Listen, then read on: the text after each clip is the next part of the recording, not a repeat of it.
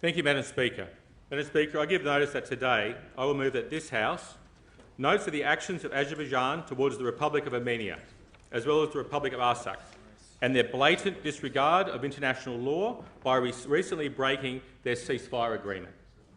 Notes the serious concerns that have been raised from the Armenian Australians regarding the existential threat to the indigenous Armenian population of the Republic of Artsakh by this military action.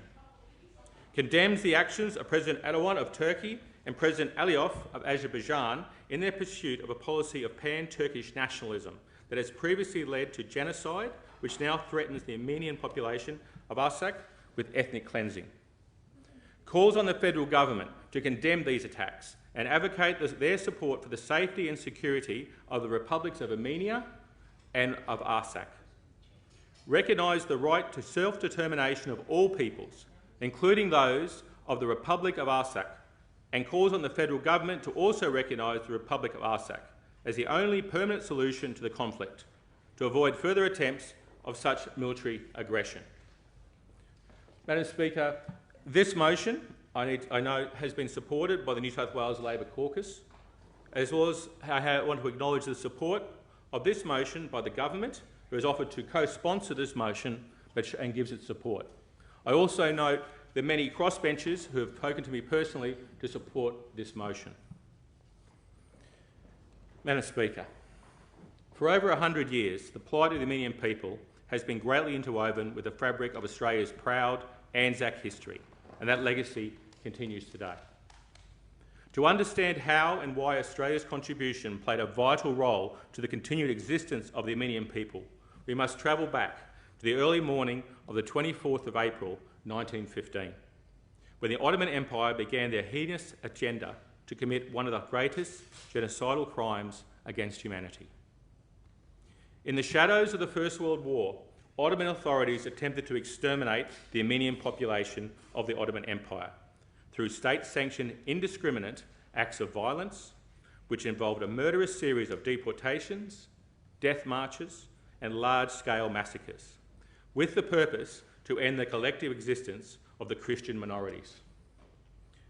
1.5 million Armenians and 1 million Greeks and Assyrians were killed in what Raphael Lemkin, the man who created the term, called genocide. Meanwhile, 300 kilometres south of the Empire's capital, young Australian men began to bravely fight against the Ottoman soldiers during the Gallipoli campaign, one of the most significant and formative events in the history of Australia. Our Anzacs were fighting for freedom and democracy. Our men fought just not against a regime, but against a heinous ideology, pan-Turkish nationalism, a nationalist movement that had the goal to ensure the political union of all Turkic people from Eastern Europe to Central Asia.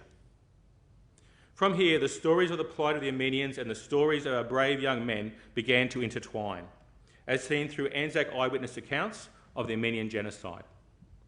It makes me so proud that Anzac prisoners of war, who were eyewitnesses to the atrocities being committed against the Armenian, Assyrian and Greek peoples during the genocide, recorded hidden notes on scraps of paper about the death marches as they travelled through the deserts of modern Iraq and Syria. Their notes and their stories found their way to Australia, who responded with the largest international humanitarian relief effort of our nation's history. Unfortunately, Madam Speaker, this pan-Turkish ideology, which motivated the ethnic cleansing of 1.5 million Armenians, which our Anzacs fought and thought was defeated forever, is now arisen and is alive and well. However, Australia's resolve is not. The modern Ottomans, or neo-Ottomans, motivated by the twisted expansionist dreams of their forebears, are Azerbaijan's Aliyev and Turkey's Erdogan. They are today terrorising the indigenous Armenians in the Republic of Artsakh, and it is crucial Australia finds her voice and prevents another genocide of Armenians. In the early hours of the 27th of September 2020, Azerbaijani forces launched a large-scale air and artillery strikes on the indigenous Armenians of the Republic of Artsakh and the Republic of Armenia. These strikes escalated over ensuing days to include non-stop shelling of Stepanakert, Artsakh's capital, of 50,000 civilians, a majority of whom are Armenians. The attack, in coordination with, as well as encouragement and direct involvement by, the dictatorial regime of Turkey's Erdogan, has involved a long list of heavy artillery, missiles and rocket systems. Also being used are drones, tanks, armoured personnel carriers, many which have been destroyed by the defending Armenian forces.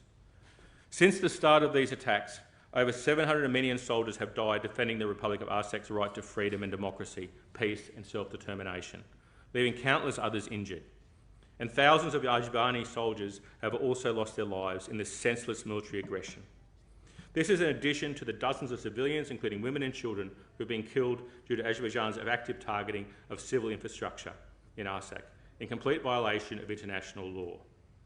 Most recently, international humanitarian watchdog Amnesty International issued a statement proving they were able to trace the location of footage to large residential areas and identify deadly cluster munitions banned under international humanitarian law, which was used by the Azerbaijani forces. Azerbaijan continues to deliberate and non-stop shelling, deliberate and non-stop shelling of civilian towns and infrastructure, despite the recent humanitarian ceasefire. Australia has shown extraordinary compassion to the Armenian people in their time of need, which must be recognised as part of our recollection of the past. It is this same compassion that must be shown to the people of Armenia and Artsakh today to ensure that they do not face persecution from their indigenous homeland, 105 years on. We must continue the legacy of our Anzacs and protect the Armenians from persecution from the genocidal ideology which aims to eradicate them once again and for all from the region.